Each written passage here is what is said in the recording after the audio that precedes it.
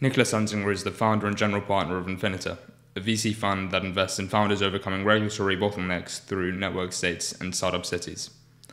The fund is itself based out of one of those special jurisdictions, Próspera, a city on the island of Roatán in Honduras. Following the examples of places such as Hong Kong, Singapore, Shenzhen, even Dubai, Próspera is charting a new path to economic growth and societal structure through mechanisms such as privatized government, e-residencies, and regulatory competition. Before Infinita, Niklas was a serial founder and startup operator, management consultant, and political analyst. Conversations with Niklas are always fascinating and thought-provoking. I know few others who are so able to push beyond the preconceived notions and assumptions that we have in day-to-day life and articulate them so eloquently. And so, without further ado, Niklas Anzinger.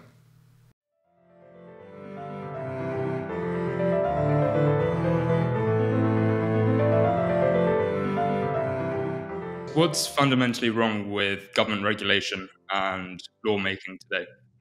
You're jumping right into one of the biggest and most important questions of humanity.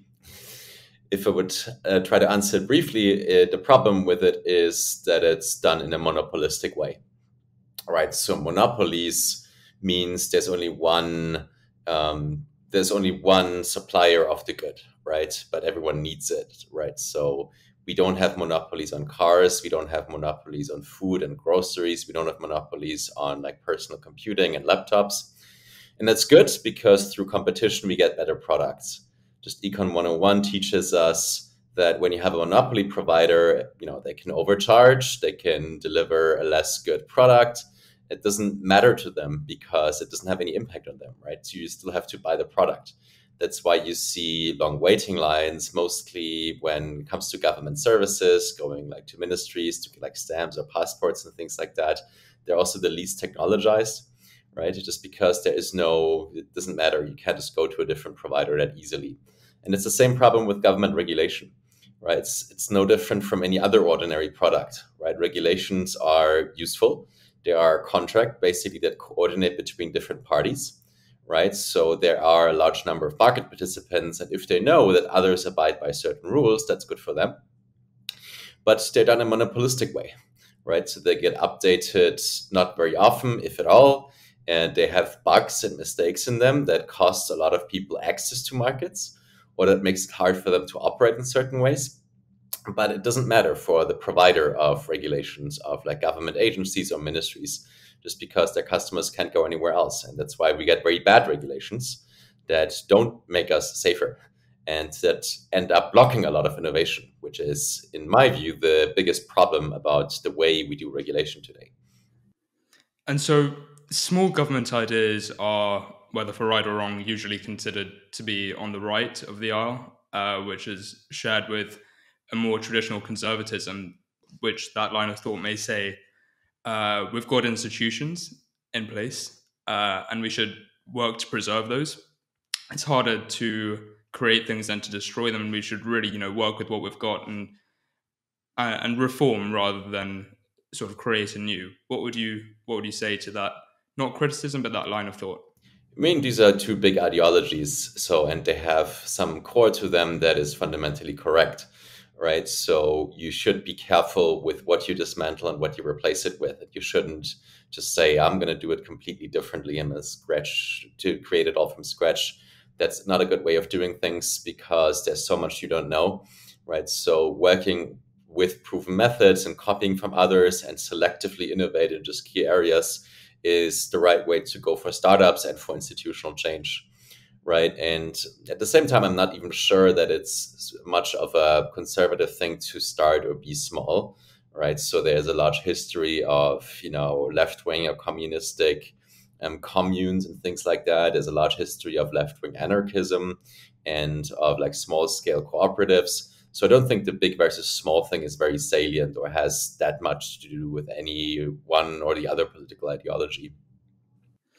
And I know a lot of the focus of the argument is on the economic benefits that this sort of regulational plurality would bring, especially as to what you mentioned in the topic of your podcast, stranded technologies, and really unleashing the potential of them.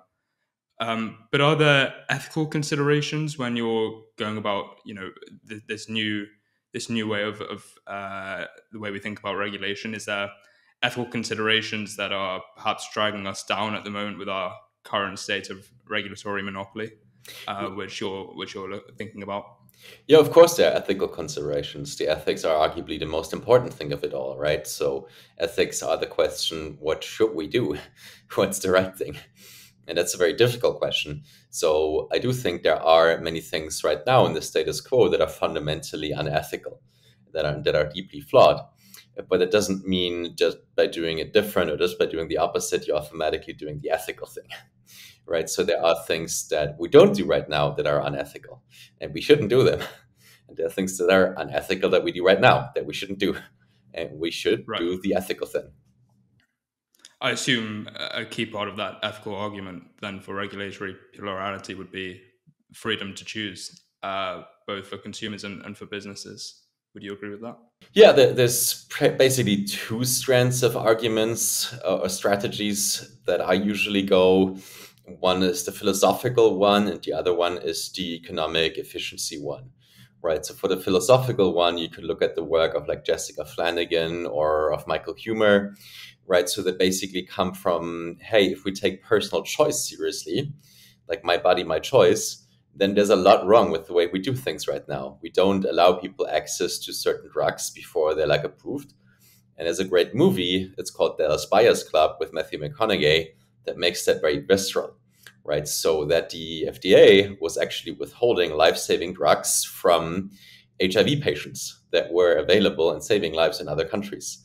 And these people suffered and died from it, and they were very aware, and they formed Dallas Buyers Clubs as a result to go around that. So that just makes the philosophical case clear. And you can talk about sort of the edge cases and things like that. But I do think it's a very sound case that I stand behind, right? So if we take personal choice seriously, then we should have freedom to choose. And then there's the side of economic efficiency. So even if you don't give an absolute value to personal choice, if you say, some restrictions can be like on net good or better, the economic line of thinking would say, no, that's not true, right? So for the argument that I made before about monopolies, right? So basically, if I have a monopoly provider, then they're innovating less or changing less according to market demands, right? There is just no good feedback mechanism. Whereas if you have a pluralistic or competitive provider of regulations, they have an incentive to provide better regulations. So just to give an example, here in Próspera, we have insurers kind of be the middlemen or mediators, right? So we say that you as a business that's regulated need insurance.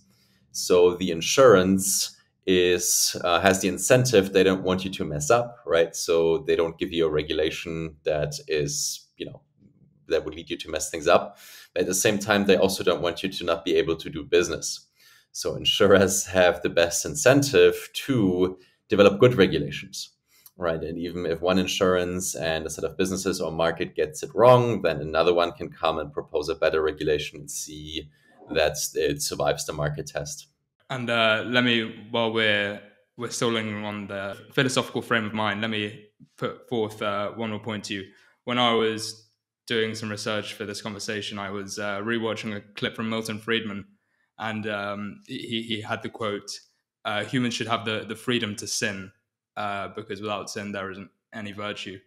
So again, a little bit more philosophical, but what would your response be to that? Well, that's entirely correct. And it also, we're already accepting that, right? It's nothing controversial. So we let people go up to Mount Everest at the danger or risk to their lives, right? And Jessica Flanagan made this fantastic example once when she talked about human challenge trials. Human challenge trials are basically you voluntarily contract COVID to be an experimental subject. And that horrifies people. But then you're like, well, who's taking a risk on their lives on behalf of others already? Doctors and nurses, right? Millions of them to like save people's lives. And we call them heroes. Well, that's great. And when it comes to freedom to sin, just to caveat, if there's no victim, right? Of course, if there's a victim, then you're not free to sin, right? So your freedom kind of ends where the freedom of someone else begins. Absolutely, absolutely. Right. So I wanted to shift now and address the elephant in the room, which is Próspera. Of course, you're a resident of Próspera and have built a VC fund, Infinita VC, out of Próspera as well. Just in short, what is it? And then we can take it from there. Yeah. So Próspera is or has a jurisdiction on an island called Roatán. That's part of the country of Honduras. And it builds a city there under a new legal and governance system, right? So it's based in a special economic zone. And Honduras has special economic zones with very far-reaching legal autonomies. And Próspera's goal is to eventually build multiple jurisdictions, not only in Honduras, but also in other parts of the world. All right, so it has a multi-jurisdictional city building and governance framework. But right now, I'm on the island, and that's kind of the main jurisdiction that Próspera is known for. It's a really beautiful Caribbean island. It has about the size of Hong Kong and about 100,000 people living on it. And Próspera has territory about the size of Monaco, right? So it's a smaller part of that territory, but that's a lot of territory. So we could fit in 50,000 people here with sort of real estate development and things like that. And what really fascinates me about it is that it makes things easier for tech companies specifically, especially that improved legal and governance system. So what I described about legal and regulatory pluralism is the reality here, right? So it's really the first jurisdiction, not technically the first, there's other ways how legal pluralism already exists in other jurisdictions, but one that is sort of explicit and clear and sort of is creating a market framework for the adoption of different sets of regulations across different industries. So I think that's super valuable for frontier technologies and for also bringing better institutions to Honduras. And when we talk about these types of special jurisdictions, especially in recent years, there's always a lot of talk about something called the network state.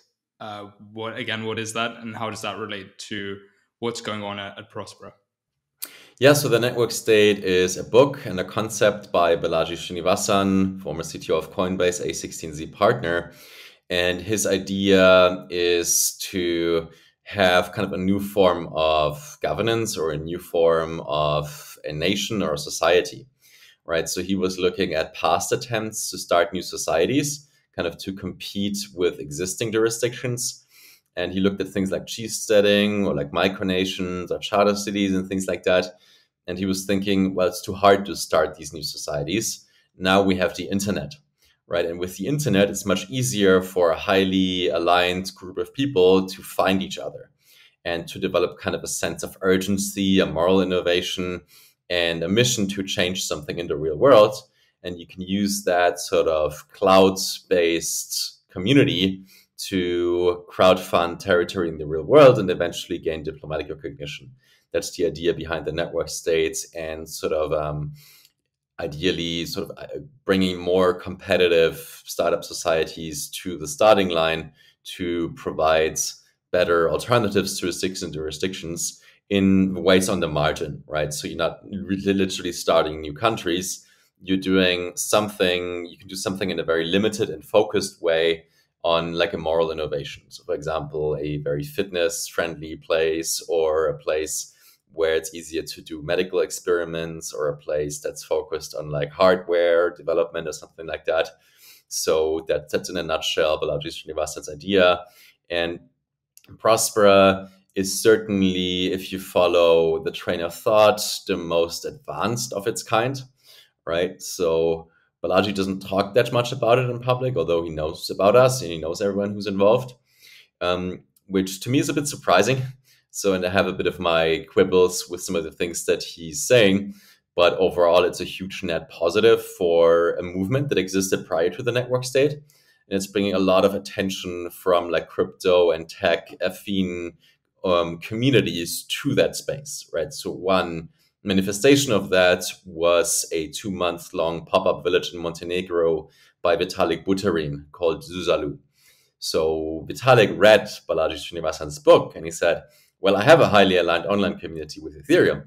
So let's see what happens if we co-live and co-work together for 2 months in the real world.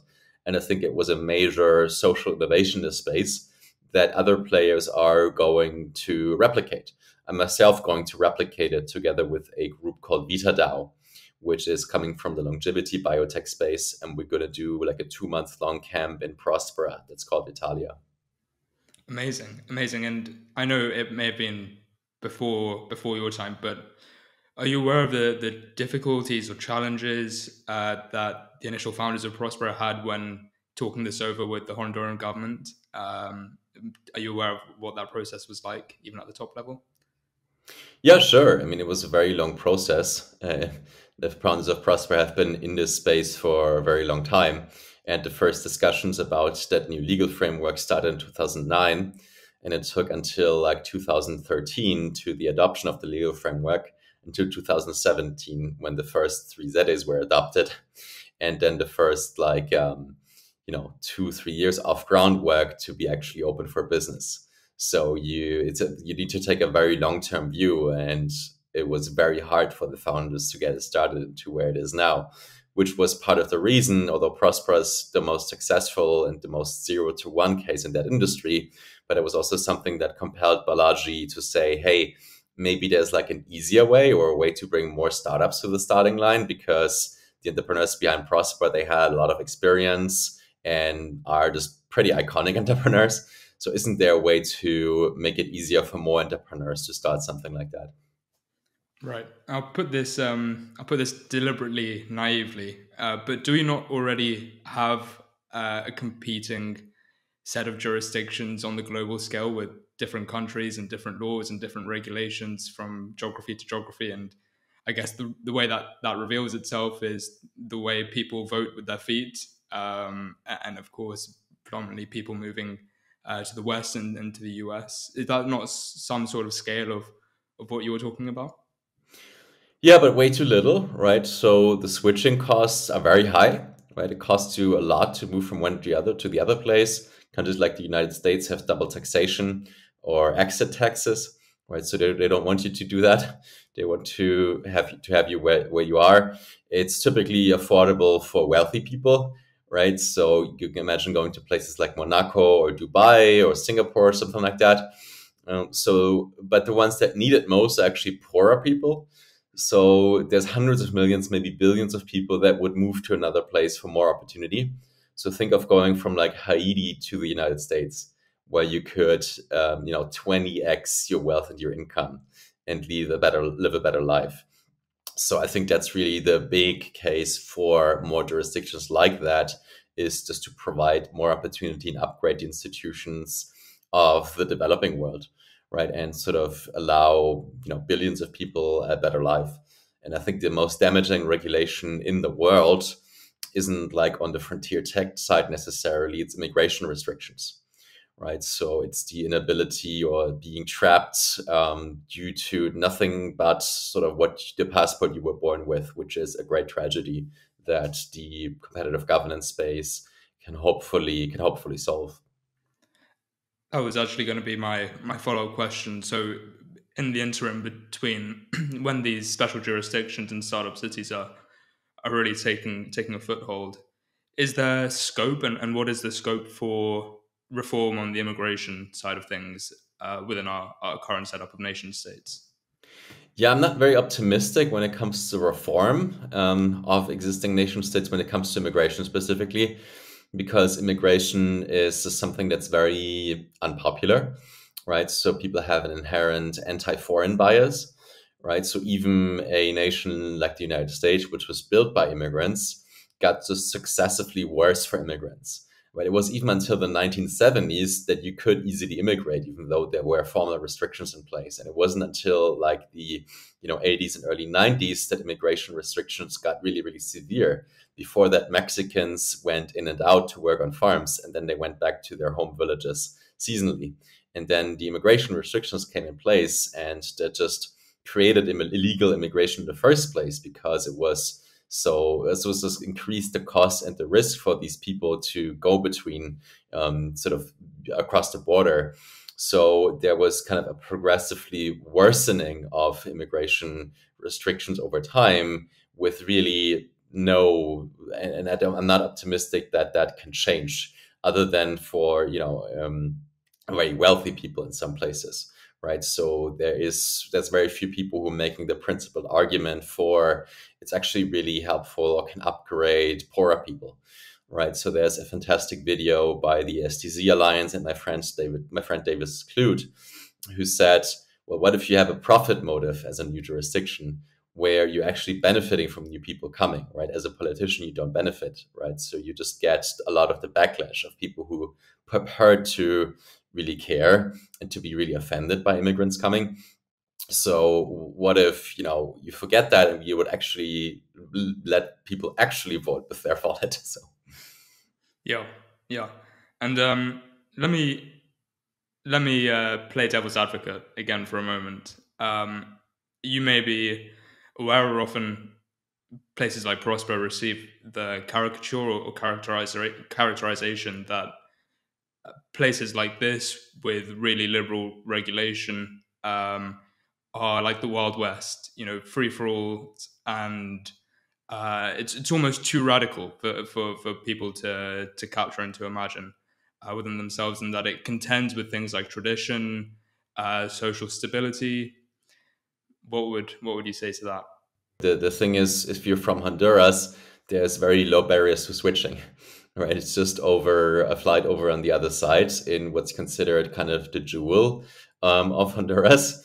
And if it works, then great, you can upgrade your life quite immediately.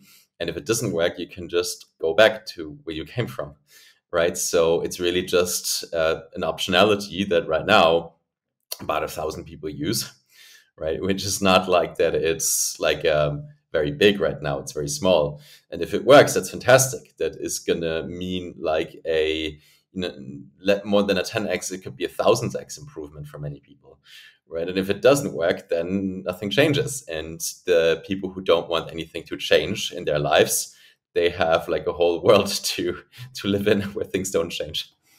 Right. And what's the timeline on this? I guess what's the timeline until when we might be seeing these special jurisdictions become more of a mainstream and more integrated with our current ways of organizing societies?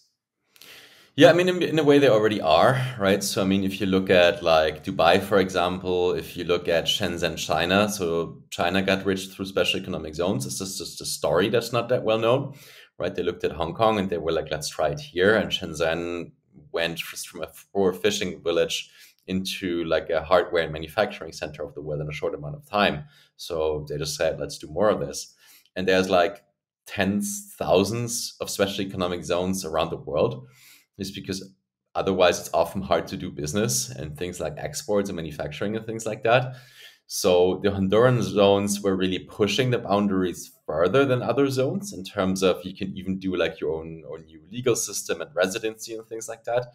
So I think that's really the next frontier.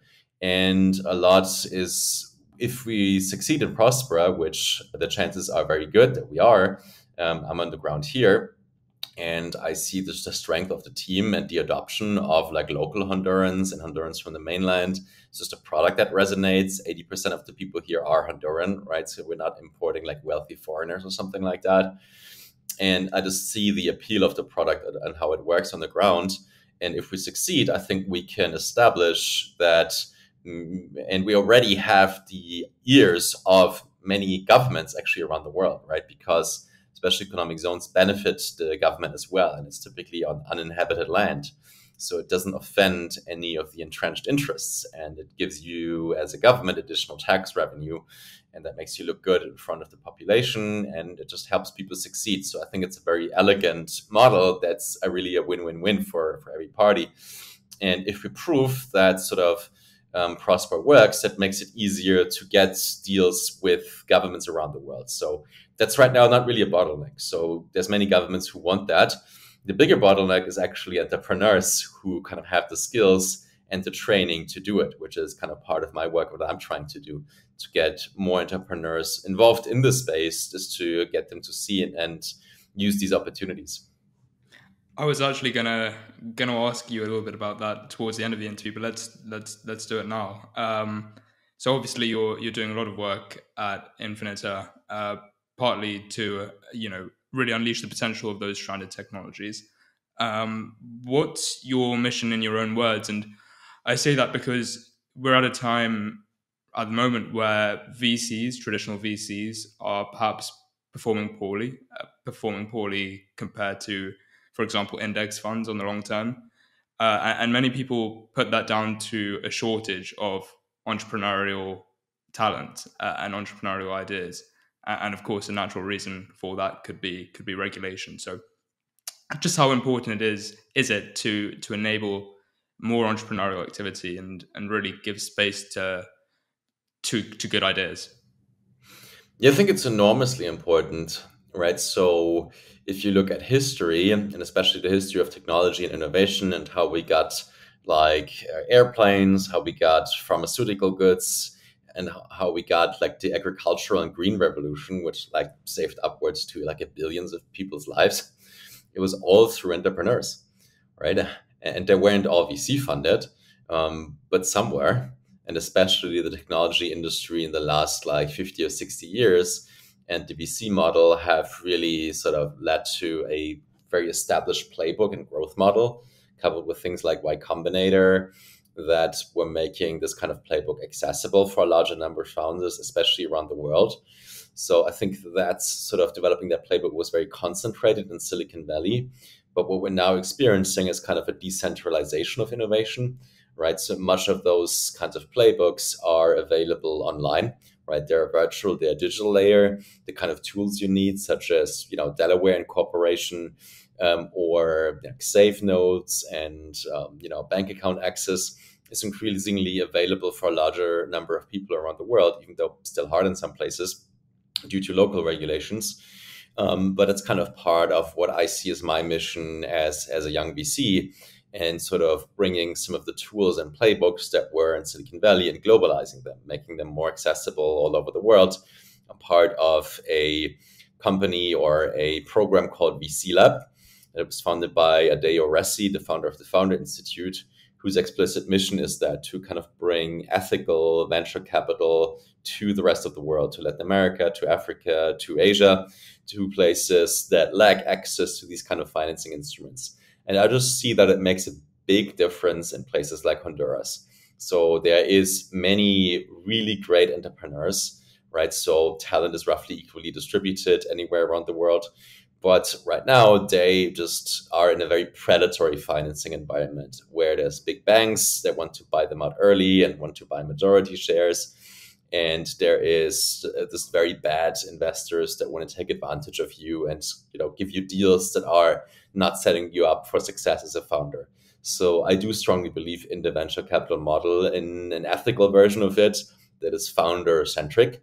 And I think we're still even at the beginning of tapping into the potential of really utilizing the power of entrepreneurs around the world. Entrepreneurship might even be the greatest stranded technology around the world, just because of the lack of access to institutions that would make entrepreneurs succeed, right? So such as some of the things I mentioned, safe property rights, and corporate law that is making it predictable, access to like public markets to be able to be sort of acquired and things like that. All these are, virtual institutions that we could build elsewhere as well, but where it's really sort of the regulatory side that is preventing it. Well, having spent a lot of my time, as you know, in Africa, especially over the past 2 years, I definitely echo your sentiments there. What's it been like at a more personal level, running a VC fund, a relatively young one? What have the past years been like? Oh, honestly, having the time of my life, man. Like That's it's great. so much fun. What's the biggest upside? I mean, I am part of a mission that I'm really excited about, and it's really new, right? And I feel I tapped into a niche that wasn't covered yet. So I think just my message and my story is just very unique, and that feels good just to have something to say that's new to people and that people see value in, and that I see more and more people opt into, and see that value delivered each day, which is great. And then also just working with some of the most awesome founders around the world, right? So to go into what you do, like drones and hardware, or into you doing like jetpacks or nuclear energy, or like biotech and genetically engineer, modify the human body, and all these things, it just takes a very special level of grit and of sort of progressive mindedness to be sort of at these very futuristic areas at the forefront of humanity. And just that privilege that I can just be there with these amazing people and see what they're doing and see how the world will look like in 10, 20 or 30 years is just exhilarating. That's a really invigorating answer. So thank you for that. It also serves as a great segue into, I wanted to speak a little bit about the economic side of things more generally. So just bear with me on this, but I'm going to tee up a more general question with a couple of smaller questions. So bear with me. So what would you say, what's your description of fiat money? Well, it's money that is by decree, by fiat, created by governments, right? So they say how much of it is available, and that gives them a source of power for abuse. Great, step one. So then what would you say is cryptocurrency? Cryptocurrency is basically creating or codifying cryptographically certain rules into what the currency is doing, right? And these rules can't be broken, or they're hard to break. They're harder to break, right? So there's security layers you can build, and smart contracts and things like that. And it's a fundamentally new way to create sort of instruments to exchange or transact in value that are very exciting. I think this can make things safer and better. And it then introduces competition to a field that has lacked it before. So you've touched on it already, but considering the types of places we were speaking about earlier, the special jurisdictions, what do you think the future of digital money is, especially cryptocurrency? What role do you think this has to play, not only with the types of societies that we were speaking about, but within our societies at the moment? What sort of role do you think this has to play in the fight towards economic freedom? Yeah, I think I'm increasingly getting even more bullish on crypto since I entered the special jurisdiction space. Before I entered it, I wasn't that into it because I thought there's already so many smart people working on it, so I kind of missed the boat there. But now with special jurisdictions, I'm realizing how important and central it is for it to work, right? So imagine just a question of defense and of wars, right? So I think we're increasingly living in a time of age where the access to talent and to knowledge is more important than the access to resources, relatively speaking. And couple that fact with now you have your wealth cryptographically protected, in Bitcoin or in other cryptocurrencies, right? It can just be seized just like that. That just fundamentally makes war less profitable, right? And I think just the ability of you to be sovereign over your own money and the ability to, create a more decentralized financial system that doesn't get abused like it does right now by governments could just fundamentally make the work a much, much safer place. But one of the first big uses of quantitative easing, at least, was in in World War One with the British, and funding almost 2/3, I think, of that war effort through a type of fiat money. So I know that Bitcoin, not Bitcoin specifically, but cryptocurrencies often get a characterization of being sort of at the fringes of society, and there are thousands and thousands of other cryptocurrencies that are very memeable, to put it lightly. How do you think those types of cryptocurrencies sit within the broader use of it in the long term? And how important do you think it is that the original values of cryptocurrency, so limited supply and stability, are promoted on top of what a lot of these new currencies that are constantly being made are trying to put forth? Yeah, I mean, I can give you an answer, but my answer to that question isn't that important, right? So it's really up to the entrepreneurs that are in this space to figure out what is needed, and they have to test their new products in the market and to market demand. And that's fundamentally the important thing, right? Sort of the separation of state and money and being able to provide money and financial tools and tools to transact in value on a competitive basis, right? So like anything new, people don't trust it, right? There's this great quote by Jessica Livingston, the founder of Y Combinator.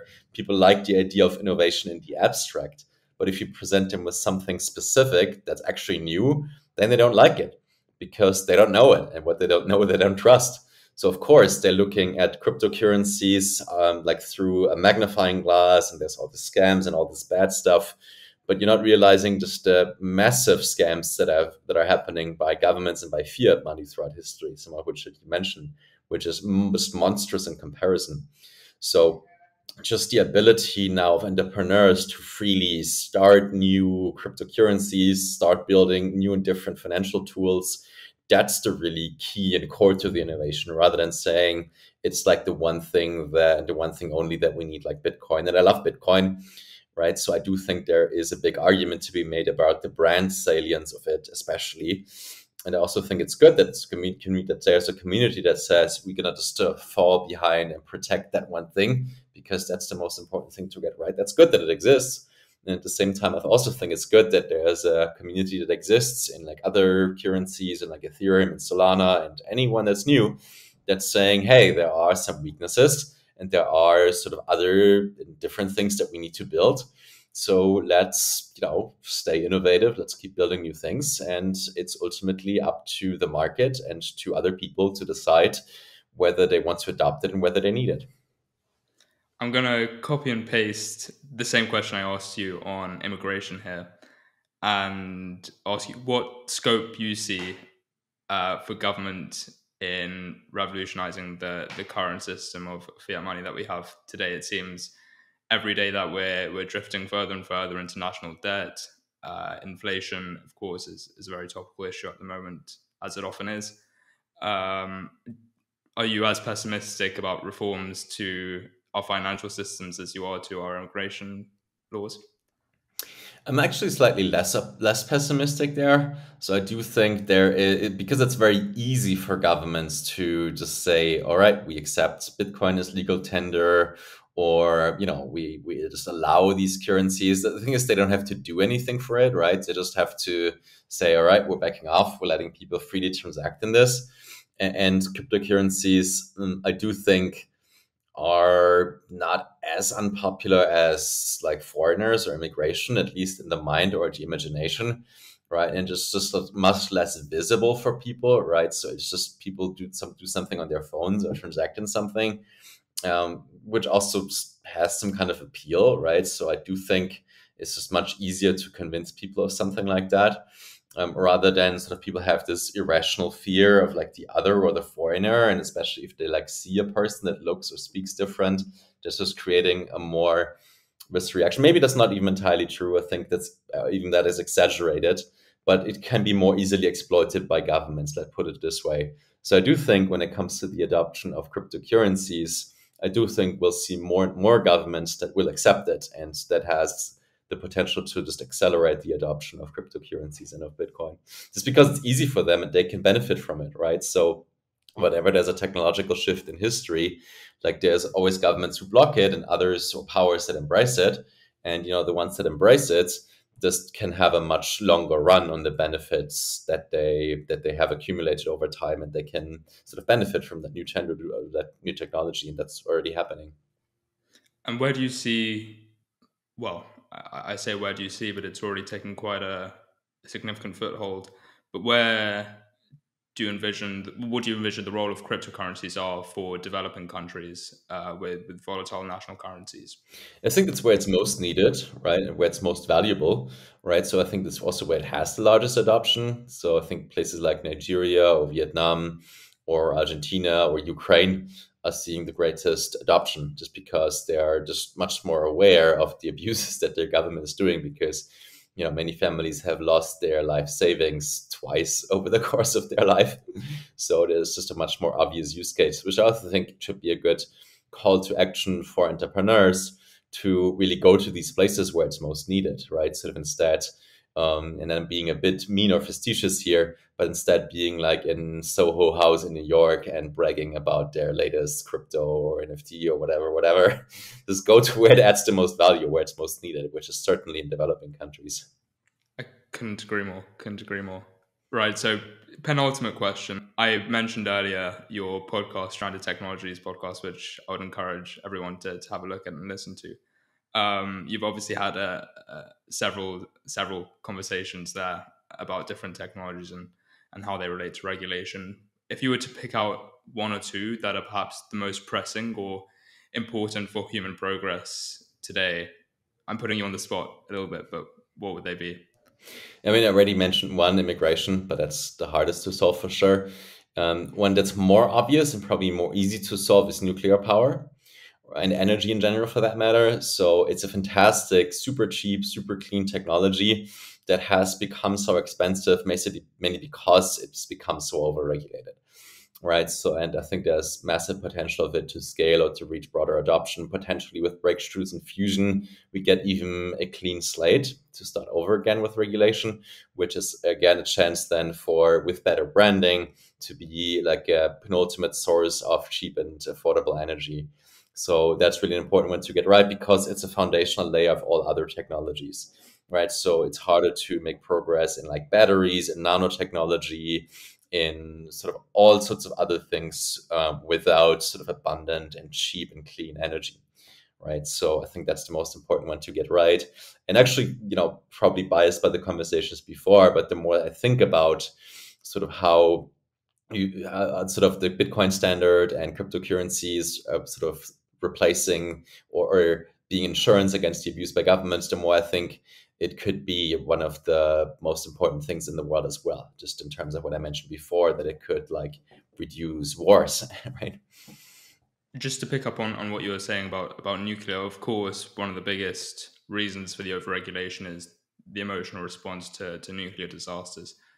What are the arguments that we have to be making today to open up that regulatory field and make it a space for innovation once again?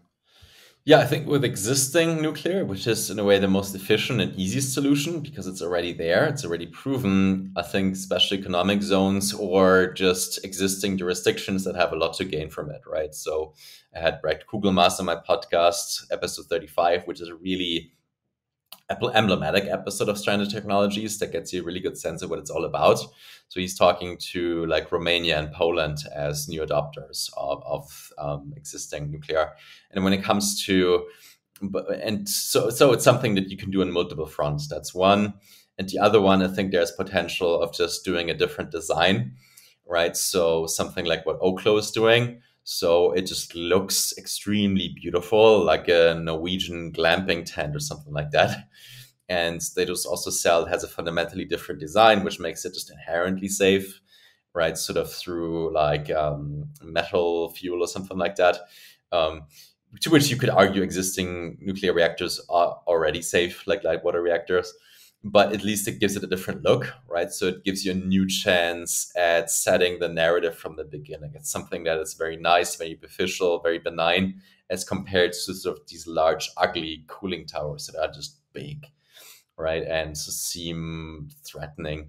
And then the same thing you could say for nuclear fusion, right? So you have this fundamentally different technology, and you just think from the very beginning about a strategy for regulatory adoption and public perception that makes it seem as something super futuristic and cool and positive, and sort of making elevating humanity to a new level, fighting or reducing poverty and all that. So I do think we have that we have that chance to succeed. Yeah, and not specifically on nuclear, but just as you were speaking, I just a quote came to mind, which is, necessity is the mother of innovation. And with a lot of this, when we talk about developing countries and the innovation that's happening there, we often get asked for ARDA, why are you starting in Gambia? Why are you starting in West Africa for drone delivery, which seems like it should be happening in Silicon Valley, and no doubt it is. But why in Africa? And the answer always is that's where the most demand is. That's where people need it the most.